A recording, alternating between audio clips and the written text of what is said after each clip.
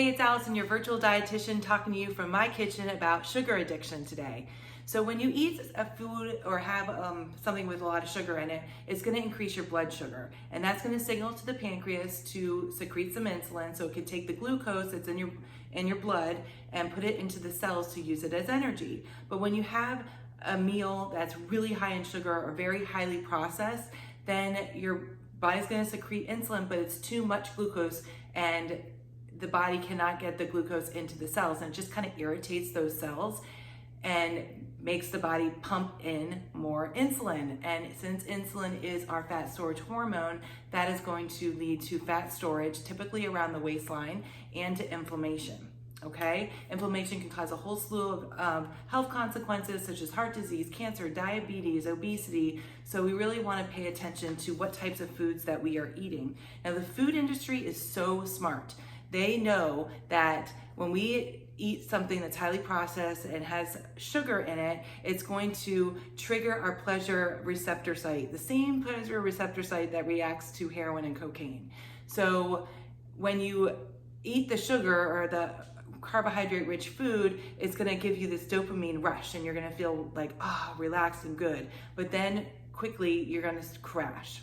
Then you're going to be craving some more sugary items. So you might grab for some more of that high sugary snack.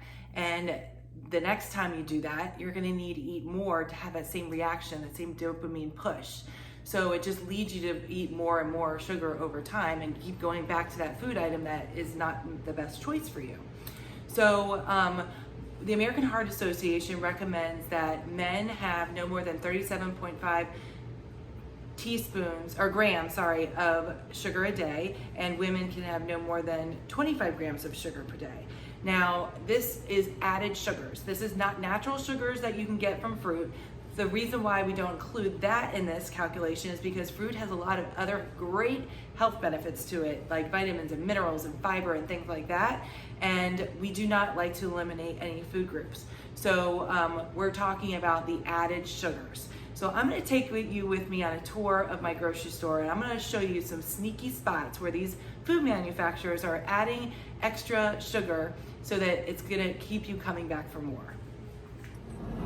Okay, I'm going to start in the dairy aisle because I get asked about yogurts a lot because there's a lot of choices out there, and some of these yogurts have as much sugar in them as ice cream does. And I don't know about you, I personally would rather eat ice cream than a yogurt as my dessert. I'm going to start with this. This one's marketed towards children, obviously, but in that it has 20 grams of additional sugars in it. So no thank you. And this one looks a little fancy, right? This has 10 grams of additional sugar in it. Now the additional sugar is in addition to the milk sugar that naturally is in there. This Fruit on the Bottom brand, this has 22 grams of added sugar. And I found these interesting lemon flavor ones, and this brand has 14 grams of added sugar, and this one has 10 grams of added sugar. Now, 4 grams of sugar is equal to 1 teaspoon, so you can see how it really will add up over time. So what kind of yogurt do I personally like? I like to buy the plain Greek yogurt without added sugar to it, and I add my own fruit to it. Or sometimes I use it in place of sour cream if I'm making a dip or for my tacos. So here at this store right now, they have 2 brands that I typically buy depending on the price, and both of these do not have added sugars in them. Okay, I'm back in the dairy aisle, and I want to talk about almond milk. I use these every day for my smoothies, and there's a big difference in some of the amount of sugar that you will find in some of them. So this chocolate flavored almond milk has almost 5 teaspoons of added sugar to it. That's 19 grams. This vanilla flavored original has 7 grams in it. So I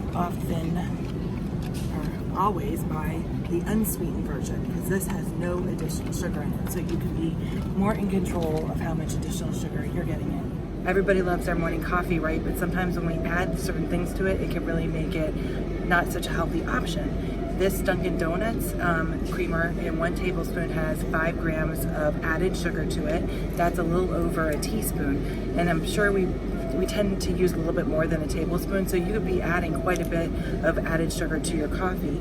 I would suggest like a non-dairy coffee creamer. I just use my unsweetened almond milk and add that to my coffee in the morning. Now I'm in the soup aisle, and this tomato soup in 1 cup has 8 grams of added sugar to it.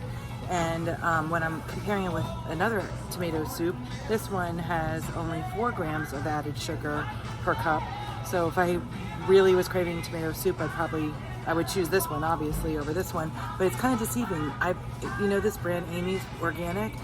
So when you look at the front, you'd be like, oh, it's low in sodium, it's organic. I know this brand, so this might be a better choice, but you really got to look at the labels. It's very important to always check out those labels. Okay, now I'm in the breakfast aisle, and we all know that oatmeal is a good, healthy, high fiber breakfast, but when you add in all the sugar and additives to it, it makes it not so good. This, I know a lot of kids love this dinosaur egg oatmeal, and this has almost a tablespoon of sugar in 1 serving. Now, if you're an adult, you probably aren't eating the dino eggs, but you might be eating something like this. And this has 10 grams of additional sugars in it. This one has 11, so about the same. So I always recommend making your own overnight oats. There's a lot of great recipes that you can find, and using natural fruit, fresh fruit, and things like that. Do you like this song? Dave Matthews. Okay, now I'm in the cereal aisle. We all know that kids' cereal's loaded with sugar, but this is kind of interesting. Raisin Bran, this has 9 grams of added sugar per serving. And if you swap it out for the Greenwise organic Raisin Bran, that's only 4 grams of added sugar. So that's another way you can cut it out. Okay, now let's talk condiments. We know ketchup has sugar in it. So 1 tablespoon of ketchup has 4 grams of additional sugars. That's 1 teaspoon per 1 tablespoon. My husband loves teriyaki, but I really am not a big fan because it's so sweet, and I can see why. 1 tablespoon of teriyaki has 7 grams of additional sugar. So that's almost 2 teaspoons of additional sugar in 1 tablespoon, and you don't just use 1 tablespoon. You marinate that thing and pour a ton of it on there, so you're actually getting a lot of extra sugar. Another favorite by my husband is this barbecue sauce. I need to work on him, don't I? 2 tablespoons has 16 grams of additional sugar. So that is 4 teaspoons. That's a lot of sugar in 2 tablespoons. So, and you don't just usually eat 2 tablespoons. Okay, we are in the produce section, and you'd think everything in here is healthy, right? Well, wrong. If it has a food label, you gotta check it. If it doesn't have a food label, that means it's probably good for you because it's a real food, a whole food, not processed. So here we have these convenient salads. I love it when they're BOGO. I buy these all the time. I really like the pear gorgonzola, but when I look at it, it's got 17 grams of sugar in it in this healthy salad. So what I do, I know where the sugar's coming from. It's coming from the nuts and the dried fruits in it, so I toss those, and I use the dressing and the salad. I add my own veggies to make it a healthier choice for me. I hope you found that helpful, and you can see there's hidden sugars in a lot of the processed foods that we find at the grocery store, and you cannot trust the front of the label because there's so many marketing gimmicks on there that just aren't true.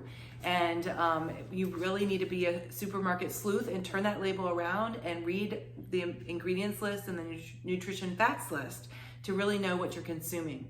And one rule of thumb for me is if it has sugar as one of the first 3 or 4 ingredients, I put it back because that's going to be more of a sugar-laden dish. And when I'm baking, I like to look for recipes that have like whole food ingredients, like figs or dates or pastes, like a mango paste. I've made some delicious dishes and chutneys with mango paste, and it's actually a whole real food. So I feel more confident doing that. Now, for my morning coffee, I do, like I told you, I do the unsweetened almond milk, but I do need a little bit of sweet to cut the bitter flavor. And I use the stevia. It's a liquid extract, and I like this because it comes from a plant. I try to choose the least processed stevia. And another one I like is comes in packets. It's stevia and monk fruit. So that's another good sugar substitute as well. So I hope you found this helpful. And if you need to have more one-on-one, more help with getting your nutrition back on track, please reach out to me and my team of coaches. We would love to help you. It is our mission, and it really brings us pure joy to help you get back to feeling like your best self without feeling deprived.